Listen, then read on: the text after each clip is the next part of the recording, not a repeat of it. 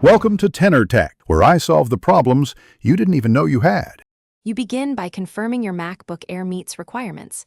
Check Mac OS version and free space because installers fail on low storage.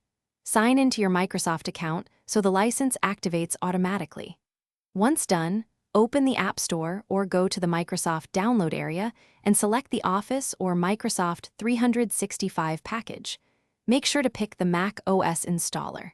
You're starting the actual download now, so monitor the progress bar and keep your Wi-Fi steady to avoid corrupted files. You run the pkg installer and follow prompts. Allow system permissions when requested because Office needs access to folders for autosave and add-ins. After installation, open Word or Excel and sign in with the same Microsoft account so activation completes and your subscription links. Once signed in, enable OneDrive to sync documents. Make sure autosave is on for real-time backups. If you prefer custom installs, select individual apps during setup. This saves space and keeps your MacBook Air lean. You complete setup by running Microsoft Auto Update to fetch the latest patches. Keeping Office updated avoids credential and compatibility issues. Make sure your account and license appear in Office preferences so sync and templates work.